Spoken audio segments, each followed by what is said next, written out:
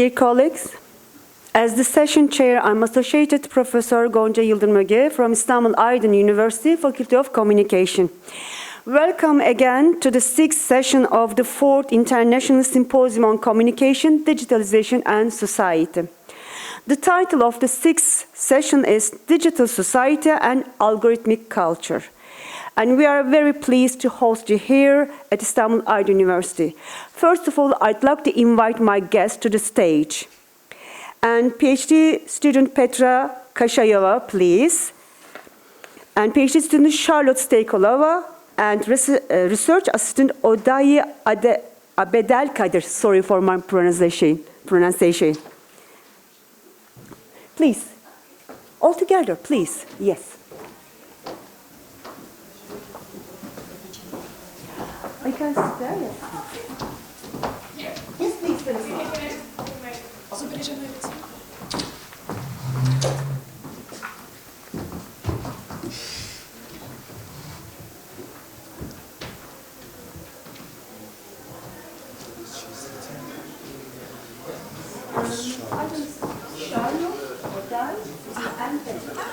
Okay, pardon?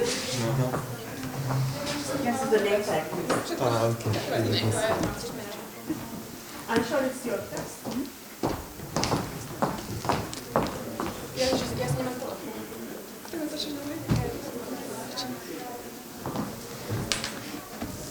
Okay.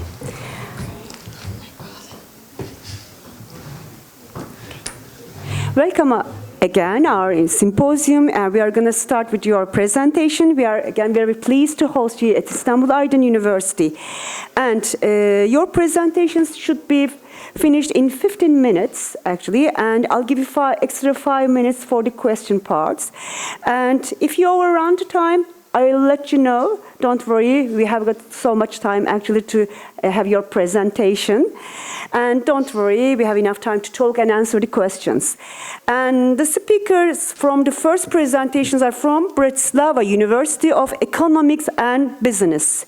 PhD student Petra Kashayeva. The title of the research is The Analysis of the AI Overviews Phenomenon and its Impact on Organic Search Dynamics in the Slovak Market. Please welcome, and the floor is yours. Petra, please. Yes, please. Petra, which one is? Second one. The second one. Yes.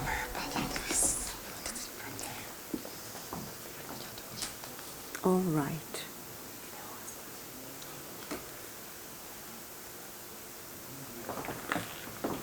Can I present it? Yes. Arkadaşlar burada şey vardı bunun. Nerede? Göremiyorum ki ben. Bir yaklaşır mısınız bunu? Ben onu göremiyorum arkadaşlar. Normalde orada bir işaret oluyor ya, o işareti göremedim ben çünkü. Beni zora sok. Nerede bu? Hah, tamam. Hallettim, tamam. Yes. Okay. So, good morning, and thank you very much for the opportunity to present this research, which topic is analysis of the AI overview phenomenon and its impact on organic search dynamics in the Slovak market. During this presentation, I would like to tell you more about my motivation, the aim of this research, used methodology, also results and limitation of this research, and of course, conclusion and my contact information.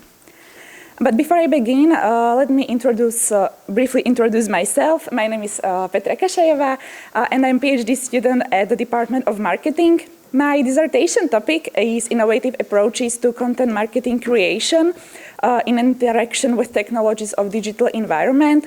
And alongside, I work as a PPC specialized in marketing agency Basta Digital, and this work allows me to connect academic world with the world of practice.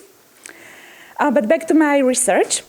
Let me start with a simple observation. For more than 20 years, search engine worked in predictable way. You search, you got list of links, and you just clicked. But that model is not working anymore. With the introduction of AI overview by Google, users no longer need to click because they get direct answer usually right off the top of the page. And these answers are generated by large language models. And this is not some small UX update. This is a fundamental shift how information is accessed, evaluated, and consumed. So this paper focuses how this shift is already impacting the Slovak market.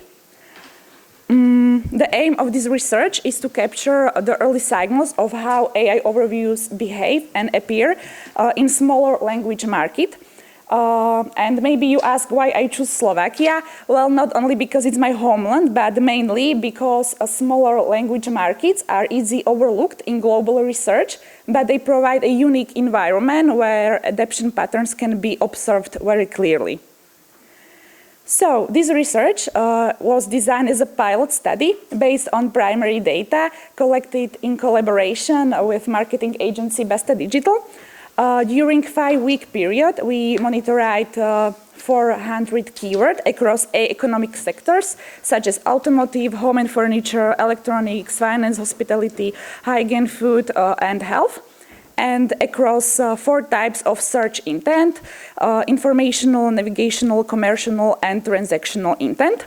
And we monitored these keywords through real-time CERP monitoring. And to the main findings. The first one is in terms of occurrence. AI overviews appeared in more than 32% of monitored queries, and that suggests that AI overviews were already present at a noticeable scale during observed period.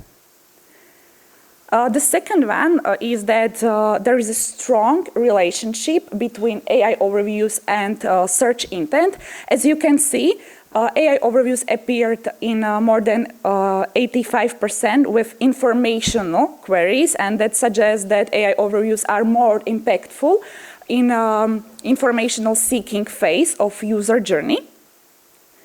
The third one is positioning. AI overviews appeared mostly in the first prominent position about the fold or about the organic search results.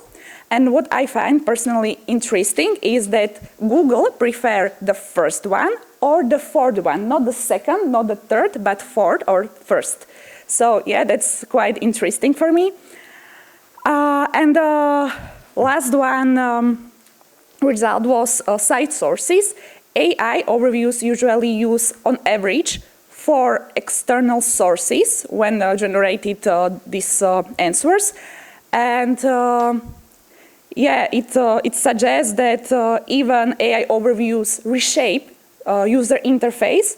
It still relies on external sources. So companies or brands should still create their content because AI overviews use it and cite it, and the users see it. So yeah, you should still create content.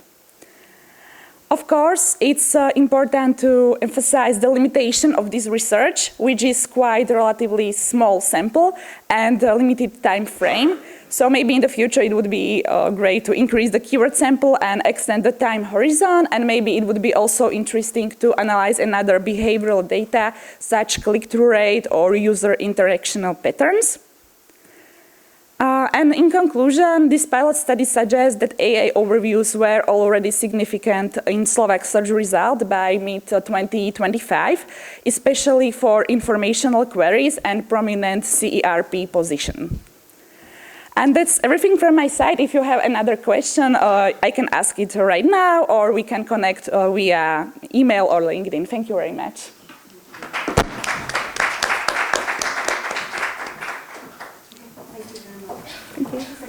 Any questions for our participants? No questions? I'd like the questions. What about the students? How do they use the AI for their projects and for their homeworks and like that? Well, and do you think they use it in an ethical way, or they use the AI just for the end, just copy-paste, like copy-paste? It depends. Some students use it like copy-paste and some use it like to help themselves. But I think there should be maybe some official statement how to use it, because in many countries and many schools or universities we don't have these rules how to use it. Do you have there's some kinds of rules and No, not yet. organizations, regulations? What about the regulations? Do you have some regulations in your country for the using AI? Yes, you have to admit that you use it, but only in a commercial world. So, Okay, it doesn't change. yes. Okay. Thank you very much Thank for you your very much. presentation. Many thanks.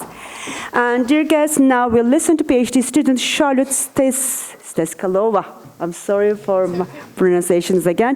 From Bratislava University of Economics and Business. The title of the research is Artificial Intelligence in Neuromarketing and its Ethical Implications. Please welcome. The floor is yours. And let's change the presentation. Which one is yours? This one. Yeah.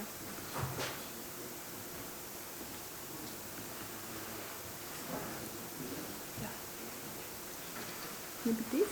Yes. So thank you very much. My name is Charlotte, it was already mentioned, and I would like to present you my presentation, which is also using artificial intelligence, but in a different field, and it's neuromarketing, and then we will talk a little bit about its ethical implications. I'm also coming from the same university as Petra, so from Bratislava University of Economics and Business, and I'm also a PhD student there. I am also teaching marketing research as a subject, but my dissertation thesis is concerning neuroscientific approach in this marketing and managerial field. So that was also why I've chosen such a topic for this conference, and it's really important to talk also about the usage of AI. So I was curious, how can we connect these two different fields? When I was deciding which university I want to go to and attend, I was deciding between med school and economics or business school, and I ended up in the business school. However, I'm still trying to connect those two fields. So neuroscience and neuromarketing and neuro management, let's say, it's something that can connect these two different areas, and it is really fascinating because neuromarketing can study, for example, emotions, attention, or decision making. So we can gather data about our behavioral or neural actions. So yes, we can analyze these different patterns, and with AI, we can analyze it faster, and also we can make it more scalable and more commercially actionable. But we should think of that with this better prediction, we take like higher responsibility. Just to introduce it to this topic with neuroscience, there are many different devices you can get the data from. On the right side, there is EEG, so it's a special device where you have little electrodes on your head, it's a special cap, what is on your head, and it can gather neural data because when you are thinking or when you are deciding, when there are certain emotions, your brain is making some electrical activity, and this EEG device can measure it. And fMRI is a different device which is measuring oxygenated and deoxygenated blood, and with this blood flow we can gather different type of data, and we can then see it on the different parts of brain, because when you are also using certain parts of the brain, you need more blood going there. And this device can measure it and also show us the brain map and so on. So we can gather so many data. And my paper was focused on literature review when I wanted to clarify how we can use AI within this neuromarketing research. And then I wanted also to identify some ethical challenges when using AI in such field. So I found three dominant streams of using AI in neuromarketing. First was the predictive modeling. So in the most researches, researchers use AI for the forecasting, for example, of the willingness to pay or purchase intentions of the customers. But we should think of it that AI is just a helper. And for example, when you have the EEG and the customer is exposed to some or is seeing some products, we can see what is going on inside his head, but we then need to, for example, know also the decision, and then we can connect the patterns, or no we, but the AI is connecting the patterns with the decisions, and then we can model and forecast the future decisions. The second stream is automated feature extractions. It's because we can gather such a high density and really like huge data from these modern devices. And for people, it can be something sometimes frustrating, and like, yeah, we cannot, sometimes we cannot really choose the ones we need. So with AI, we can extract them more precisely with less manual processing. And the third stream is explainable AI, which means that AI can help us interpret the models by itself. So we know, for example, which variables it is using, or the special like features. And yes, it is really important to know what is going behind the whole interpretations or the modeling and the processing of the data. So here you can see some steps of the neuromarketing research. So first of all, we need to collect the data. As I mentioned, we use different devices as EEG or fMRI. Then we need to process them. Here we can use AI, for example, for cleaning or for feature extraction. The third stage is modeling. So many researchers are making their own deep learning or machine learning languages for their predictions. And the fourth step is then to explain how these models are working and to interpret the data we gathered. And the final step is to make some application of the study or of the research. So, for example, we can make some personalized strategies. Here I am showing you some ethical risks I have found during this research. So, first of all, we should think of that gathering neural data or behavioral data. It's really like a private information. So, it can relieve some sensitive patterns. So we should be, or we and also the customers or the respondents and participants of the research need to be well informed. Also, the models are made on already, or like are taught on already made data sets. And if these data sets are narrow, it may fail across, for example, different cultures or different groups and contexts. So the better the model is, the broader data we need to like insert there. And we should think of it that if it's narrow, then we cannot really generalize it.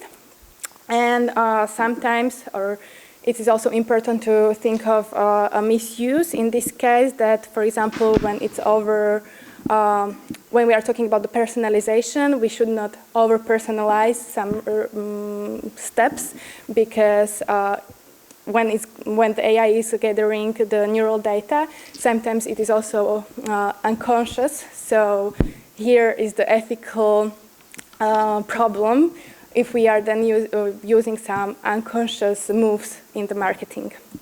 Yeah, so here are like 4 recommendations. How can we improve or like apply to the ethical principles? So first is the transparent reporting. So we should really say what we are gathering, like the data, how they are processed, how the models are looking, and to obtain the information clearly. Then the governments should be stronger to protect this neural data in derived inferences, and also for the broader validation. So we have like bigger groups to test across the heterogeneous groups to be applicable in different behaviors and also yes, cultures. And the fourth is to make AI, XAI, like explainable AI as a routine, because it's not always said like how we made the predictions. So it should be always there, like which features were used for this research. Okay, so that's everything from my side, and thank you for your attention.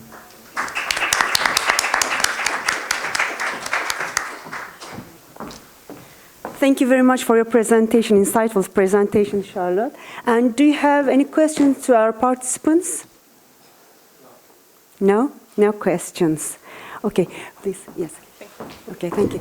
Actually, I wonder, and do you know something about neuromarketing approach in sector in Bratislava? How, please have a seat, and how the advertising and public relations agencies concerned about the neuromarketing, what are their approach? Okay, so for example, in our university, we have a special laboratory where we also can... You get special laboratory? Yes. With the EEG, then we have eye tracker and shimmer. It's a galvanic skin response device. So we can use this in our university, but it's not that common for commercial sector to use such research or like to implement it in the firms and businesses. But we are trying to approach them and to tell them that, hey, we have these devices and we can make some research for you to help your business going. Okay, thank you very much. Okay. And the next paper is belonged to research assistant Odaya Abelda-Kadir and associate professor Devrim Yücelbesin from Cyprus International University. We'll listen to the presentation titled Digital Culture and Identity under Algorithmic Knowledge System, Heritage BIM, and the Datafication and Artifactual Memory. Okay, please come to stage and the floor is yours. First one, I guess. Yes. First one. Yes.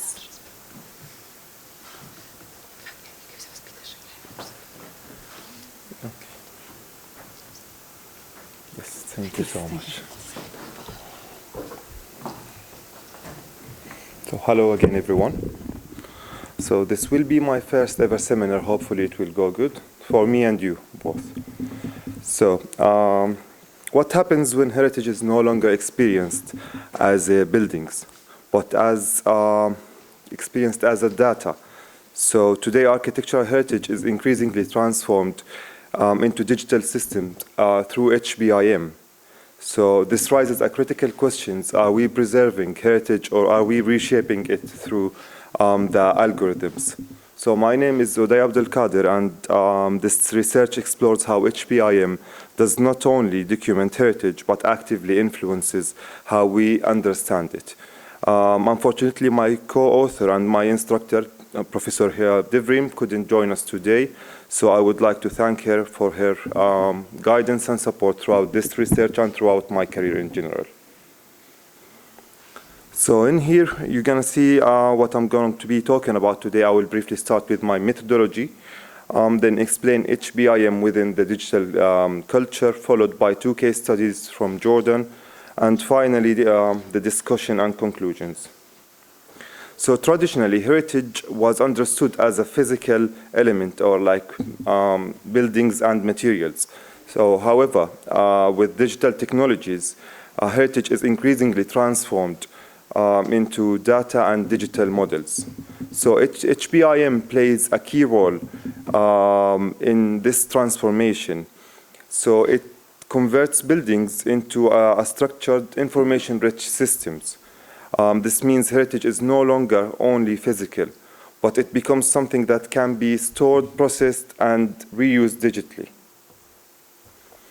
So this transformation is not neutral. It involves interpretation, abstraction, and standardization. So when we can convert heritage into digital data, we are making decisions about what to include and what to simplify.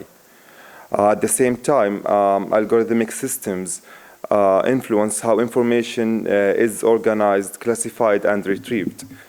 So this raises an important concern, the potential loss of intangible cultural characteristics of some historical buildings. So this research follows a qualitative approach supported by a theoretical framework that considers HBIM as a knowledge system rather than a tool. This analysis focuses on three main processes, which is datification, standardization, and optimization.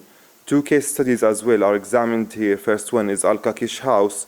Both of them are located in Jordan. So the first one represents a traditional architecture that focuses on preservation, and the second one is Beit al-Fan, or the House of Art, which combines heritage with contemporary culture use.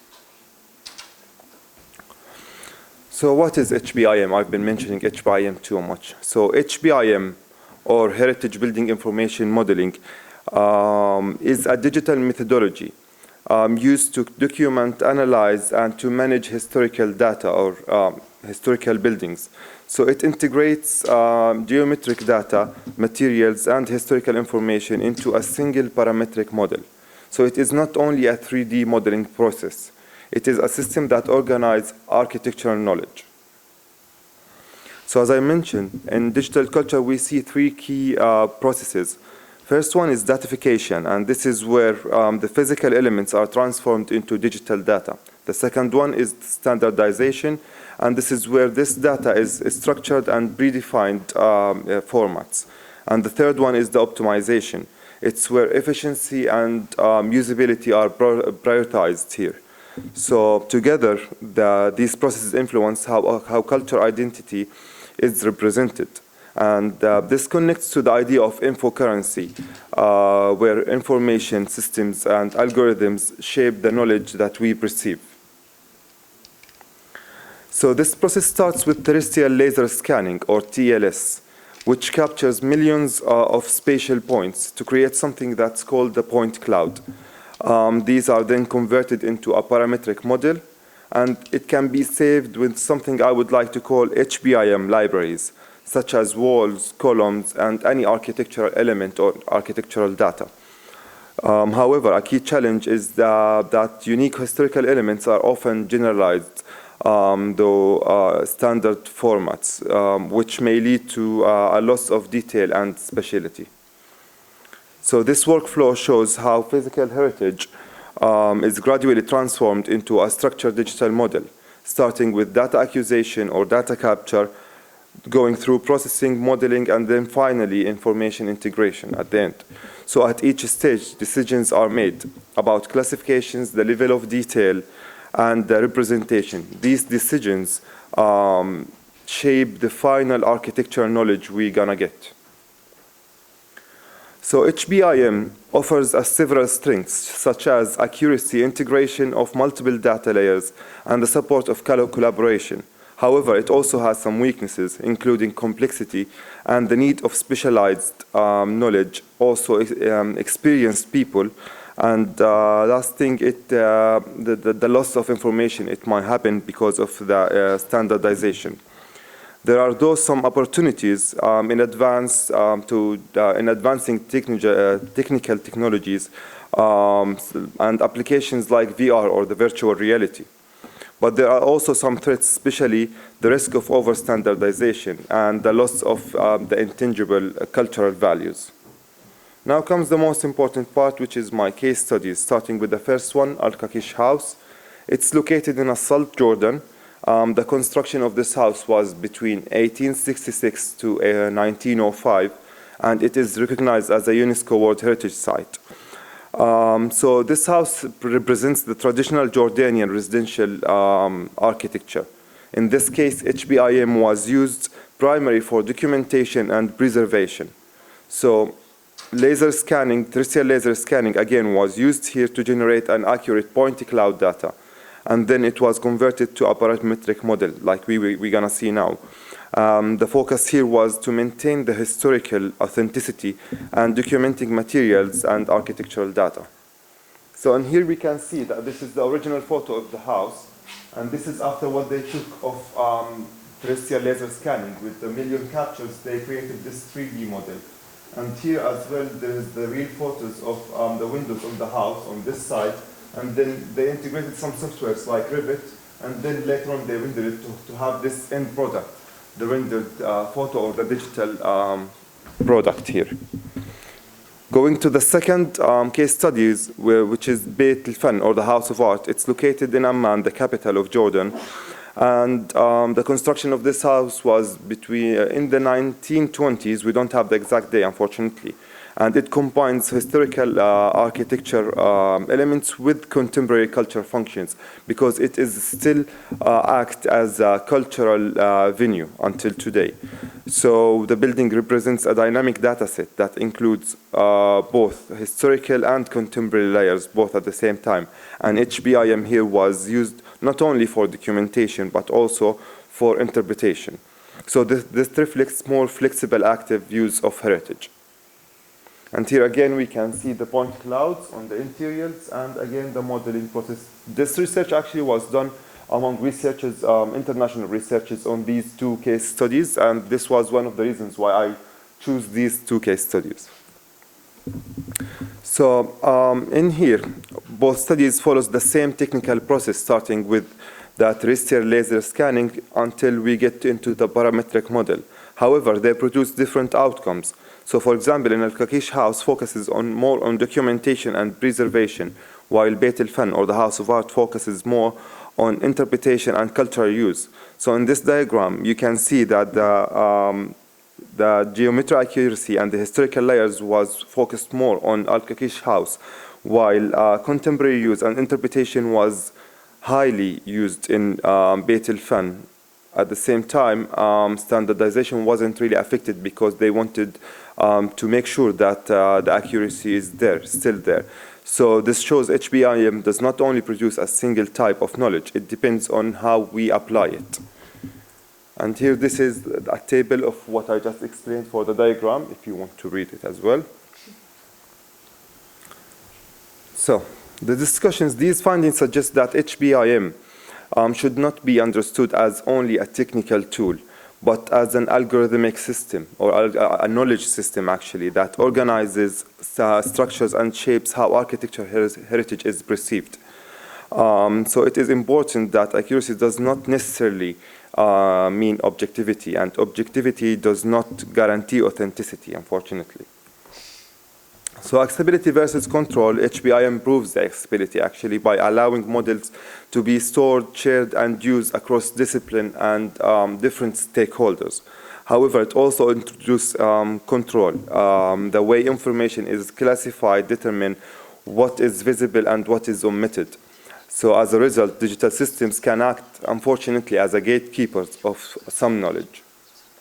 So in conclusion, HBIM significantly improves the documentation, the accessibility, and the analysis of the architectural heritage. However, through processes like datifications and standardization, it also influences how heritage is represented because it might have some loss of some details. So HBIM can be seen both as a method and as a tool, depending on its application. But more importantly, it should be understood as a flexible system that shapes the architectural knowledge in different way, adapting to its context.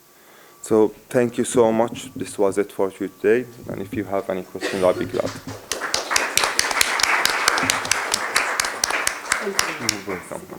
Thank you very much for your presentation. Do you have any questions or comments to our participant? No? Thank you. Actually, we have listened to 3 insightful presentations about AI impact on spatial dynamics and AI in neuromarketing and datafication of architectural memory. Thank you very much for insightful presentations again. And I'd like to invite the participants to present their certificates first of all. Just a second.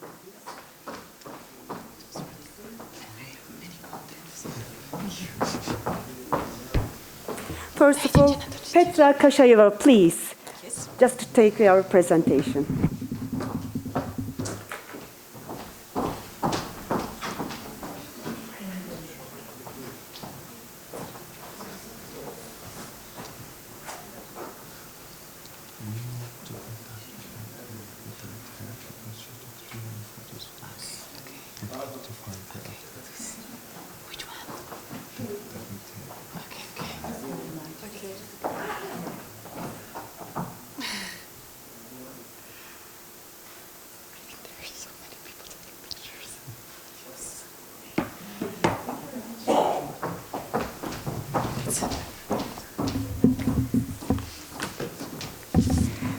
Charlotte Steskalova, please.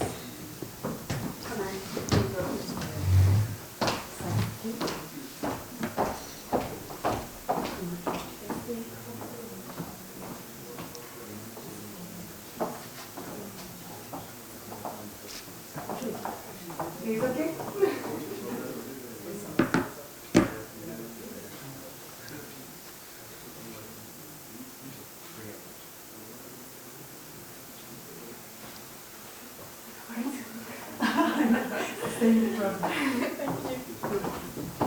And the last one is Odaya Abedakar, please.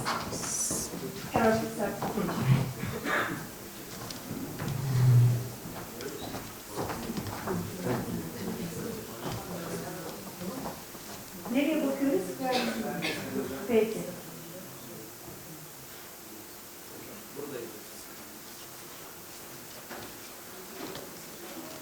Şimdi size bakalım.